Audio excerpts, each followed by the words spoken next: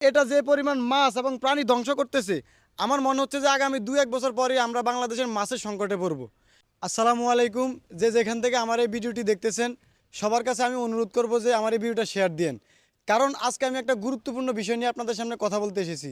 বিষয়টা হচ্ছে যে আপনারা এখন লক্ষ্য করলে দেখবেন যে বাংলার মাঠ ঘাট খাল বিল নদী নালা পাহাড় পর্বত সব জায়গায় এই জালগুলো এখন দেখতে পারবেন। এই জালগুলো হচ্ছে যে এমন একটা ফাঁদ, এটার ভিতরে যেই কোনো প্রাণী একবার ঢুকলে আর বের হতে পারে না। ছোট হোক বড় হোক সাপ হোক যাই হোক, এটার ভিতরে যদি একবার ঢুকে সেটা আর বের হতে পারে না। তো যদি এটা এভাবে চলতে থাকে পুরো বাংলাদেশে, তাহলে আমরা আর খুব বেশি দিন নিজেদেরকে মাছে ভাতে বাঙালি বলে পরিচয় দিতে পারবো না। কারণ এটা যে পরিমাণ মাছ এবং প্রাণী ধ্বংস করতেছে, আমার মনে হচ্ছে যে আগামী 2-1 বছর পরে আমরা বাংলাদেশের মাছের সংকটে পড়ব।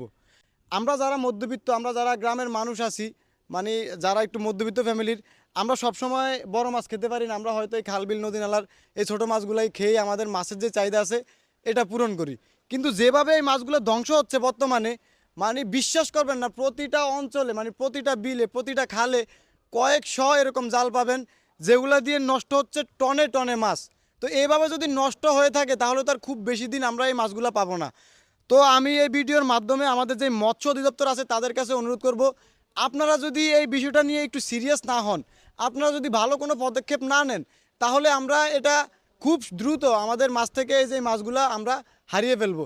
তো আপনারা একটু সিরিয়াস হন, সিরিয়াস পদক্ষেপ নেন, এবং যারা এই জালগুলো ব্যবহার করতেছেন তাদের দৃষ্টি আকর্ষণ করে আমি কিছু বলতে চাই। আপনারা হয়তো এই বছর কিছু মাছ পাবেন, আগামীতেও কিছু মাছ পাবেন, কিন্তু 2-3 বছর পর আপনারা এরকম মাছ পাবেন না, এবং আপনারা নিজেরাও মাছের যে শূন্যতা আছে এই শূন্যতায় ভুগবেন। তো সবার কাছে আমার অনুরোধ থাকবে যে আপনারা এই মাছ ধরার ফাঁদগুলা সচেতন হন, এগুলা বন্ধ করেন।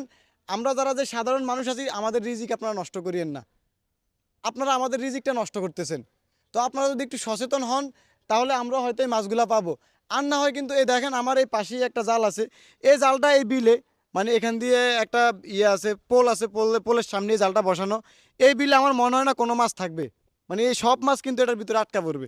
তার মানে কি এভাবেই আস্তে আস্তে ধ্বংস হয়ে যাবে আমাদের যেই দেশীয় মাছ আছে, এই যে কই মাছ যেই মাছগুলো আছে আর কি, এগুলো খুব শীঘ্রই বিলুপ্ত হয়ে যাবে। তো যে সচেতন নাগরিক আছেন আপনারা খুব বেশি বেশি এই ভিডিওটা শেয়ার দেন, শেয়ার দিয়ে সবাইকে দেখার সুযোগ করে দেন, এবং সবাই সচেতন হন।